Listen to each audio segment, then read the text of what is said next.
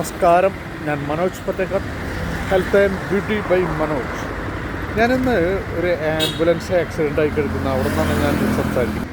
നോക്കിയൊക്കെ ഇടിച്ച് തകർത്തു. കാരണം എന്താ, ഇവർ ആംബുലൻസിൻ്റെ ഡ്രൈവേഴ്സിന് ആദ്യം തന്നെ ട്രെയിനിങ് കൊടുക്കണം. കാരണം എന്താ വെച്ച് കഴിഞ്ഞാൽ, ആംബുലൻസ് നമ്മൾ രോഗികളെ അല്ലെങ്കിൽ ഭയങ്കര സീരിയസ് ആയിട്ടുള്ള ആൾക്കാരെ കൊണ്ടുപോകാനാണ്. പക്ഷേ ആംബുലൻസിൽ കൊണ്ടുപോയ രോഗിയും മരിക്കാനുള്ള ആൾക്കാരും മരിക്കുന്നുള്ള ലെവലിലേക്ക് മാറിപ്പോയി കഴിഞ്ഞാൽ ബുദ്ധിമുട്ടാവും. ഇത് കുറുന്തോട്ടിക്ക് തന്നെ വാദം വരാൻ, വാദത്തിലുള്ളതാണ് കുറുന്തോട്ടി. അപ്പോൾ കുറുന്തോട്ടിക്ക് വാദം വന്നാലോ അതുമായിട്ട് കേസാണ് ഇപ്പോൾ. ഒരു ലക്കും ലഗാനില്ലാണ്ട് ആംബുലൻസ് പോവുക, സ്പീഡിൽ ഓടിക്കണം. പക്ഷേ അതിനൊരു കൺട്രോൾ വേണം. ഇവർക്ക് അറിഞ്ഞൂടാ. അവരെ ബോധവൽക്കരിക്കുകയും വേണം, അവരെ പറഞ്ഞ് മനസ്സിലാക്കി കൊടുക്കുന്നത്. ആംബുലൻസ് പേഷ്യൻറ്റിനെ കൊണ്ടുപോകുന്നതാണ്.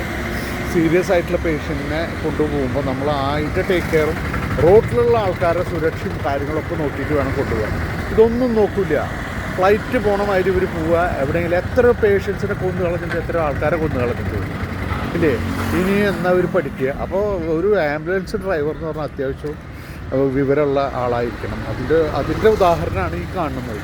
ഇതൊന്നല്ല, എത്രയോ ആക്സിഡൻറ്റുകൾ ഉണ്ടായിട്ട് ഇവിടെ ആൾക്കാർ രോഗിയും അടക്കം, രോഗിയുടെ കൂടെ പോയിട്ടുള്ളവരടക്കം മരിച്ചുപോയിട്ടുള്ള സംഭവമുണ്ട്. ഇതൊക്കെ അധികാരികളുടെ അറിവിലേക്ക് ഞാൻ പറയുന്നതാണ്. ഏത് ഡ്രൈവർമാരായാലും ഇവിടുത്തെ നിയമങ്ങളും കാര്യങ്ങളും കുറിച്ച് പഠിപ്പിക്കണം.